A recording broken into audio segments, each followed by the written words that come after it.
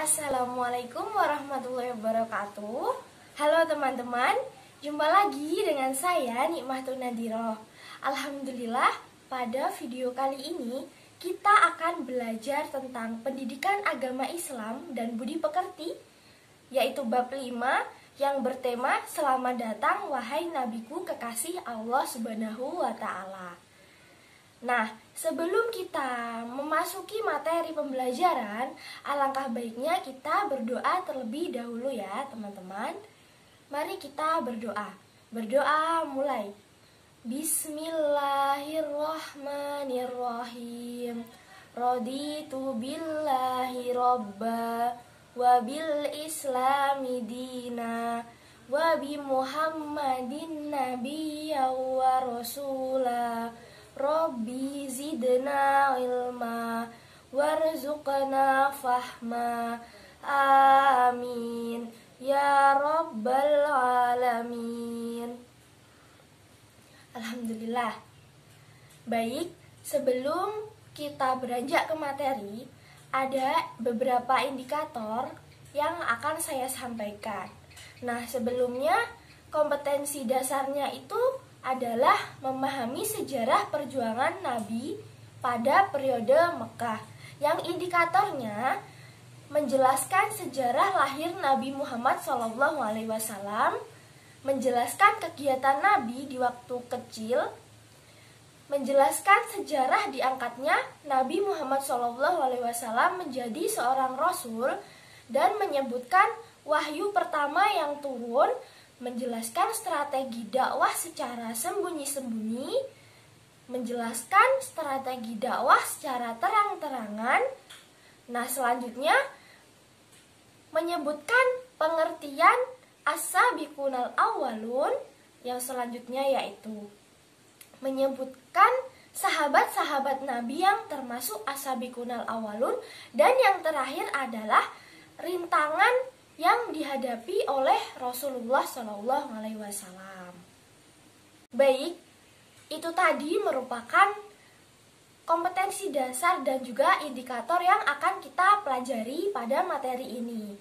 Langsung saja kita bahas materi satu persatu. Baik, materi pertama yaitu sejarah lahirnya Rasulullah SAW. Bagaimana teman-teman, apakah ada yang tahu kapan Rasulullah SAW itu lahir? Ada yang tahu? Ya, Nabi Muhammad SAW lahir pada tanggal 12 Rabiul Awal tahun Gajah, yaitu bertepatan pada 20 April 571 Masehi.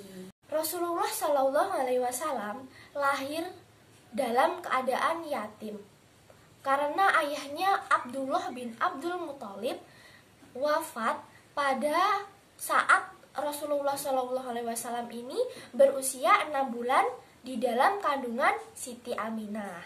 Siti Aminah ini siapa? Siti Aminah ini ibunda dari Rasulullah. Saat bayi, Rasulullah SAW ini diasuh oleh Halimatus Sa'diyah dan juga dibesarkan sampai usia 5 tahun. Saat usia 6 tahun, ibunya wafat. Beliau diasuh oleh kakeknya. Nah, kakeknya ini bernama Abdul Muthalib. Sayangnya, hanya 2 tahun saja Nabi Muhammad SAW ini bersama kakeknya. Kakeknya meninggal saat Nabi Muhammad ini berusia 8 tahun. Selanjutnya, ketika kakeknya Nabi Muhammad ini meninggal, yaitu Abdul Muthalib, Nabi Muhammad ini diasuh oleh pamannya, yaitu yang bernama Abu Thalib, sampai Nabi Muhammad ini menginjak usia remaja. Nabi Muhammad ini mulai bekerja pada usianya yang baru 10 tahun dengan menjadi penggembala ternak milik orang lain di daerah Gurun Mekah. Nah, pada usia 12 tahun, Nabi Muhammad SAW berdagang dengan pamannya. Beliau ikut membawa barang dagangan yang diambil dari Siti Khadijah. Selanjutnya, pada usia 25 tahun, Nabi Muhammad ini mulai berdagang sendiri tanpa bantuan dari pamannya. Beliau mengambil dagangannya sendiri dan memasarkannya juga sendiri. Saat berdagang, usaha Nabi Muhammad SAW ini mendapatkan banyak keberhasilan. Hal ini disebabkan karena sifatnya yang sangat mulia. Di antara sifat beliau ini adalah yang pertama, beliau adalah berpendirian yang sangat teguh. Nah, yang kedua, memiliki semangat kerja yang tinggi. Dan yang ketiga, memiliki sifat yang jujur yang sangat luar biasa. Yang keempat, menjunjung tinggi amanah dan kepercayaan terhadap orang lain. Nah, yang kelima, mampu menghadapi segala cobaan, rintangan yang ada pada Nabi Muhammad. Nabi Muhammad ini selalu menghadapi dengan keadaan ikhlas. Nah, yang keenam, menyamakan pelayanan kepada siapapun. Yang ketujuh, Nabi Muhammad memiliki sifat yang sangat percaya diri saat berdagang. Yang kedelapan, Nabi Muhammad ini adalah sosok yang sangat ramah, sopan santun, dan penyantun, kasih sayang, menyayangi terhadap siapapun itu. Selanjutnya, kita beralih pada pembahasan Nabi Muhammad SAW diangkat menjadi Rasul. Nabi merasakan keresahan atas perilaku yang dilakukan oleh orang Arab. Mengapa? Karena orang-orang ini sudah jauh dari nilai-nilai kebenaran. Kemudian, Nabi Muhammad SAW ini melakukan uzlah, yaitu mengasingkan diri ke Gua Hiro. Nah, di sini beliau melakukan secara berulang-ulang. Setelah itu, Nabi Muhammad ditemui oleh malaikat Jibril dan menerima wahyu yang pertama. Wahyu yang pertama ini menandakan bahwa Nabi Muhammad ini sudah diutus menjadi seorang Rasul atau utusan Allah. Wahyu yang pertama ini adalah turunnya Al-Quran surat Al-Alaq, yaitu ayat 1-5 yang berbunyi, A'udzu billahi minasyaitonir rajim. Bismillahirrahmanirrahim. Iqra' bismi rabbikal ladzi khalaq. Khalaqal insana min 'alaq. Iqra' wa rabbukal akram. Alladzi 'allama bil qalam. 'Allamal insana ma lam ya'lam. Shadaqallahul azim. Setelah turunnya wahyu pertama, malaikat Jibril tidak muncul lagi untuk beberapa lama. Sementara itu, Nabi terus menunggu untuk menantikan wahyu yang berikutnya. Dalam keadaan menanti tersebut, barulah turun Quran surat Al-Mudaththir, yaitu ayat 1-7 yang berbunyi sebagai berikut. A'udzu billahi minasyaitonir rajim. Bismillahirrahmanirrahim. Ya ayyuhal mudaththir qum fa'anzir wa rabbaka fakabbir wa thiyabaka fatahhir warrujza fahjur wa la tamnun tastakthir wali rabbika fasbir. Shadaqallahul azim. Yang artinya adalah, wahai orang-orang yang berselimut, bangunlah, lalu berilah peringatan, dan agungkanlah Tuhanmu, dan bersihkanlah pakaianmu, dan tinggalkanlah segala perbuatan yang keji, dan janganlah engkau Muhammad memberi dengan maksud memperoleh balasan yang banyak, dan karena Tuhanmu lah maka bersabarlah. Dengan turunnya wahyu yang kedua, yaitu surat Al-Mudaththir ayat 1-7, Rasulullah SAW ini mulai berdakwah secara sembunyi-sembunyi. Kemudian Nabi mengajak orang-orang yang terdekat dengannya terlebih dahulu. Nah, tempat yang beliau pilih untuk berdakwah adalah rumah Al-Arqam bin Al-Arqam Al-Akhzumi. Orang yang pertama kali memeluk agama Islam atau memeluk Islam disebut As-Sabiqunal Awwalun. Siapa saja yang termasuk As-Sabiqunal Awwalun? Yaitu yang pertama adalah Abu Bakar, yang kedua Siti Khadijah, yang ketiga Ali bin Abi Thalib, dan Zaid bin Harithah.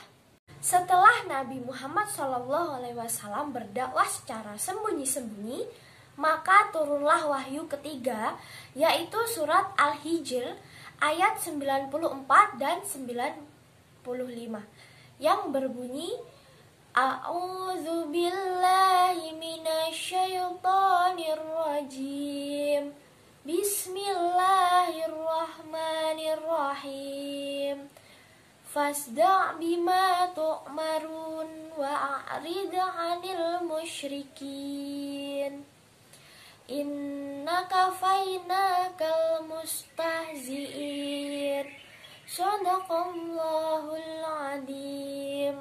Yang artinya, maka sampaikanlah olehmu secara terang-terangan segala apa yang diperintahkan kepadamu dan berpalinglah dari orang-orang yang musyrik.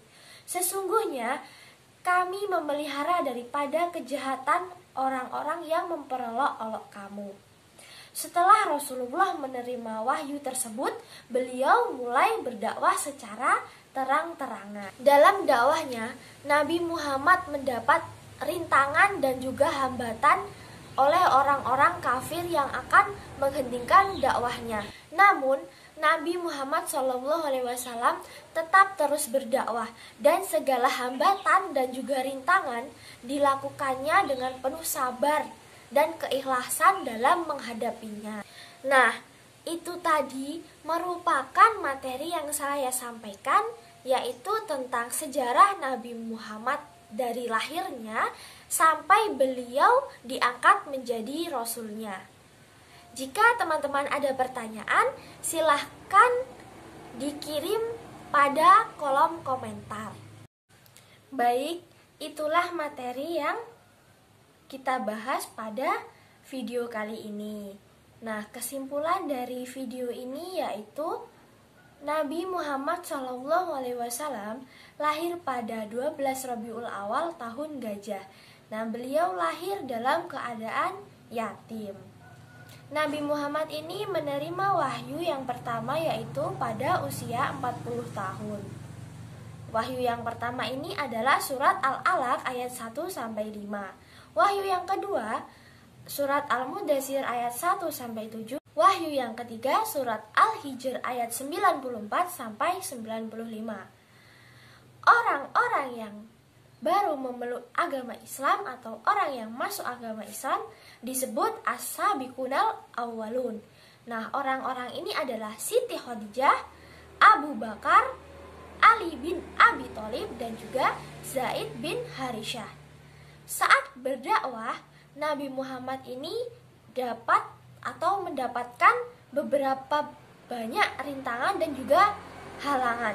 Namun beliau tetap sabar dan juga semangat dalam berdakwah.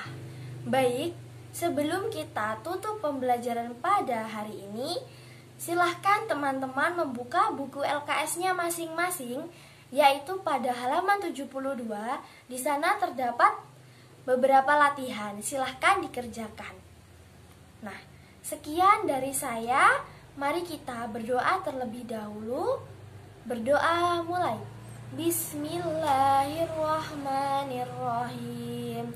Wal 'ashri innal insana lafi husrin illal ladzina amanu wa 'amilus solihati wa tawashaw bil haqqi wa tawashaw bis sabr. Walhamdulillahi rabbil alamin. Semoga materi yang saya sampaikan dapat bermanfaat bagi kita semua. Amin ya rabbal alamin. Sekian dari saya. Wallahul muwaffiq ila aqwamit thoriq. Wassalamualaikum warahmatullahi wabarakatuh.